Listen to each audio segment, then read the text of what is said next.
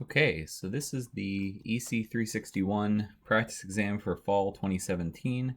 I'm going to be going through the problems and sort of walking through the steps that I'm taking to solve each of these problems. So starting with question 1 here, it says using figure 1 in the assembly code, answer the following questions. So we want to update the blank register table below following the execution of the given assembly code, leave the contents blank if it's unchanged, and ensure to include all 8 hex digits for each register. So we're just basically going to walk through the instructions here. We want to show the NVCB bits to the right. If any of the instructions change the status flags, we're considering that they're all zeros initially. So first off, we just want to look through the assembly code and sort of check to see that the registers are all only going to update once. In this case, they are. The only one that's going to update more than once, or the only thing that's used more than once, are the things that are used by stores. And stores are not actually going to update the register, they're going to update the memory. So that's part 2 of the question that we could look ahead to and see that in part B, we have this new table that's going to show us the updated memory. So we don't need that for now. We'll do the second part when we get there. But for now, we're just going to be updating the registers, and we can sort of update them as we see instructions that update them, because we know that it's only going to be updated once. So the first two are move W R0 4321 and move T R0 ABCD. We should remember that move W and move T are usually paired. Move W sets the bottom part of the register. Move T sets the top part. So really, we just need to put the move T in the top part of this register, move W in the bottom part. We do have to make sure that they are in that order, though, that it is move W and then move T, because move W is going to update the top bits and set them to zeros. So we can set R0 from these two instructions to be OX ABCD 4321. And that's it for the first one. Then the next two, same deal, just move W and then a move T. So we should have OX 1000 0028 in R1. We then see we have a move T and then a move W for R2. So what's going to happen here is we're going to put 90EF in the top part of the register, the first 4 bytes. And then we're going to overwrite that and put 00008765, because the move W is going to overwrite what we did with move T to R2.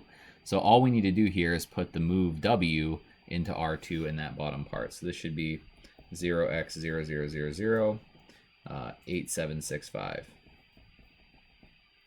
So again, this is just a consequence of the fact that usually we're going to do a move T or a move W and then a move T. In this case, we did a move T and then a move W, so the second one overwrites the first one. We don't need to do anything for the stores for now. These do not update registers. So stores are just going to update memory, so we don't have to deal with them at this point. We're just going to have to deal with them when we get to the second part of this question, which is to update the memory. So we'll just kind of keep those in mind for later. We need to make sure that R1 doesn't change and R0 and R2 don't change, but from the look of things, they aren't going to. So we just have to know the values of R0, R2, and R1 at the end of this, and then we'll be able to do the updates to memory then. So the next thing is the load.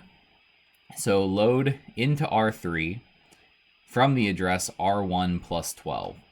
So right now R1 is 10000028. We need to add, to find out what R1 plus 12 is, we need to do R1 plus 12 is equal to OX 10000028 plus C in hex. So this is 8 plus 12, that's going to be 20. So we have 4 carry the 16, right, in hex. And that's going to be carry the 1, so that's 34. So we should have OX 10000034 is our address that we're going to load something at. What we want to do then is find that address in memory. So 10000030 is right here. 31, 32, 33, 34. So this 7A is where we're starting. We should remember that LDR is going to load 4 bytes into a register. So we want to load all 4 of these bytes into the register. Keep in mind that in memory, things are stored in little endian order, so we're going to read these bytes from right to left as we store them into the register. So R3 is going to become OX B6. That's reading from the right byte first. OF, next one over, 697A. So again, we're just looking at the fact that the way we read a load is we're going to load into register R3 the value stored in memory at R1 plus 12. So we have to calculate that address, find that address in memory. We look at the addresses on the left-hand side. Each byte is, or each box here is 1 byte. So this is the byte at the address there. And then as we go to the right, we add 1 each time. So we found that we're starting here at 100000034. And then we are going to read all 4 of those bytes, since this is in fact a 4-byte load. So the next one, similar issue. We're going to load into R4 the value at R1 plus 6. So we have to calculate R1 plus 6 equals OX10000028 plus 6. In this case, 8 plus 6 is 16. So we're going to load from 2E. Because 8 plus 6 in hex is not going to be past 16, so that's the digit E instead. So we need to find the address 1000002E here. That's 20, 21, 22, 23, 24, 25, 26, 27, 28, 29, 2A, 2B, 2C, 2D, 2E. So we're starting at that byte. LDR-SH is load a signed half word. So a half word is 2 bytes. And we are going to sign extend it when we put it into the register. So again, we're going to read it from right to left. So 2303. That 2, the first bit of that is going to be a 0 because 2 in hex is 0010 in binary. So we're going to sign extend the 0, and that means that we're just going to have a bunch of zeros in front. So R4 should become 0000 2303. So we're just taking those 2 bytes and we're sign extending them. That's what that load's doing. Next we have an and we're going to set the S flag, set the flag. So I should mention that this LDR-SH, that does not actually set the flags. In this case, LDR-SH is for a signed half word. So this is the one case where S has a slightly different meaning. We should just refer to our notes for that on the exam to make sure that we don't set the flags for that instruction. And S, however, is going to set the flags. So we're going to AND R0 and R4. So that's these 2 values. We're going to AND them together. And we are going to set the flags based on the results. So let's just do that in line here. I think we can do A and 0, while A, B, C, D, and 0 is just going to be 0. So we're going to have 0, 0, 0, 0 to start. We're then going to AND 4 and 2. So 4 is going to be 0, 1, 0, 0. 2 is 0, 0, 1, 0. The AND of those things is going to just be zeros because we have no zeros, or no ones that match up between the 2 of them. AND of 3 and 3 is going to be 3 again. AND of 2 and 1, or 2 and 0 is going to be 0. AND of 1 and 3 is going to be 1. Because they have one similar bit in that one position. Okay, so that's the AND that we did. Now we have to set in the column NZCV equals, it's not negative because the first bit isn't 0, so it's not negative. It's not 0. We don't have a carry or signed carry for AND instructions, so everything is just going to be 0, 0, 0, 0 across. Okay. Next up, we are going to add. So we're going to do add with setting the flags of R0 and R1. In this case, we do actually have to do some amount of hex math, or hex or binary math. So we need to do A, B, C, D, 4, 3, 2, 1 plus 1, 0, 0, 0, 0, 0, 2, 8. I would recommend in this case that we want to, probably convert this to binary and then do the addition. In this case, we don't quite have to because nothing's going to be so large that it ends up carrying out of the hex math. But in general, you should convert these to binary. So I'll do that here just to be sort of pedantic about it. So A is 1010, B is 1101, or sorry, 1011. C is 1100, D is 1101, 4 is 0100, 3 is 0011, 2 is 0010, 0001, and then 0001 for 1, a bunch of zeros, a bunch more zeros, and then 2, 8. Okay, so we do the addition just bit by bit, carrying the ones when needed. All this stuff in the middle is just going to stay the same because we don't have anything to add against. What was that digit? B. And then 1101 for the final one. So we end up, if we did the hex math instead, we should get the same thing. So 9434 D, C, B, B. So we get the same thing from the conversion of the binary. We get B, B, C, D, 4, 3, 4, 9.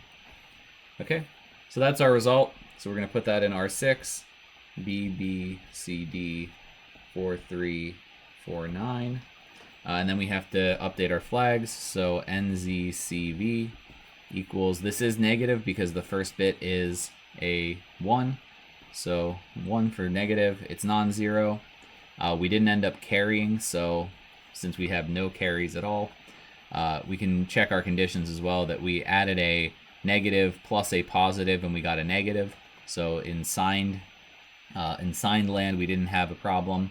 We added a big number plus a small number and we got another big number, which means that we didn't have an unsigned carry either. So we didn't have any carries there, so our NZCV bits are good to go. Next we have the hard one, so we have to do the subtraction of R1 from R0, or R0 from R1. So we need to convert R0 to a negative number first. So we're going to take that ABCD 4321, so 1010, 1011, 1100, 1101, 0100, 0011, 0010, 0001. We got to negate that. So negate is 0101. Just flip all the bits. 0011, 0010, 1011, 1100, 1101, 1110. So we're negating it, and then we're going to add 1. So that's just going to change that last digit to 1111.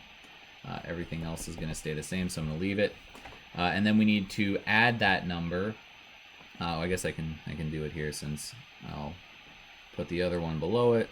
So we need to add that number to what is in R1 in order to do the subtraction.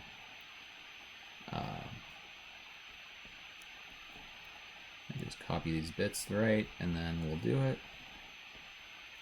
So we're going to add to that value the value of R1, which is 0001, 0000, 0000, 0000, 0000, 0000,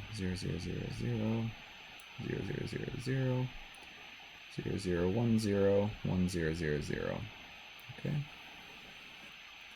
To add those two together, we should get 1110, carry the 1, 0, carry the 1, 0, carry the 1, 0, carry the 1, 0, carry the 1, 1, 011, 1101, 0100, 1100, 0010,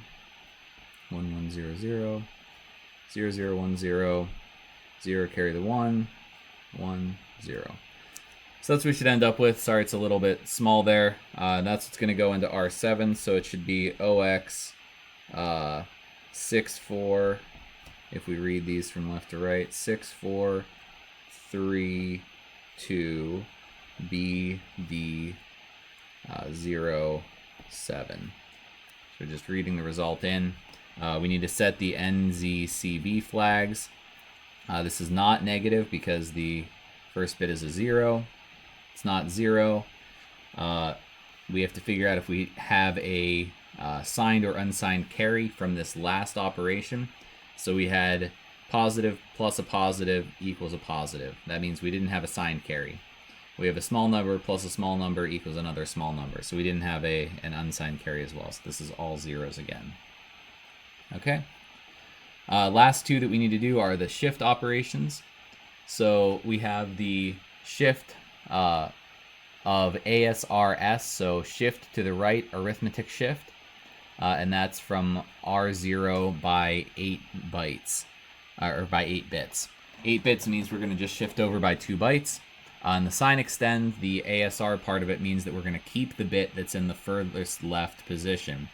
So if we look at R0 currently, R0 is currently ABCD 4321. So A is 1010. That means we're going to sign extend, keep that 1 bit the same. So we're going to have, if we shift over by 2 bytes, we're going to have all F's because we're going to shift 8 positions. That's going to leave us with 8 ones in a row. And then we're going to have the ABCD 43 left over. We do need to set the NZCV bits for that. We need to know what was carried last. If we remember from the diagrams, the ASR is going to, when we shift over to the right, the carry bit is going to be the last thing that we shifted out. That's where it sort of syncs to. This is a negative number, so we're going to have a 1 there. It's non-zero. The C bit, the last thing that we shifted out was the leftmost bit of the 2, which is a 0. So that's going to be 0, and the V bit's going to be 0 as well. Last thing, ROR. We're going to rotate by 8 what is in R1. So we're looking at R1. We're going to rotate these to the right by 8. They're going to wrap around to the left-hand side. That's what a rotate does. So we're going to have 2, 8, 1, 0, 0, 0, 1, 2, 3, 4, 5, 6, 7, 8. So that's it for this part of the problem. I know this is a long one. It's maybe a little tough to follow. I'm going to pick up with the next part in the second video. So there's the final solution for it. Move on to part B soon.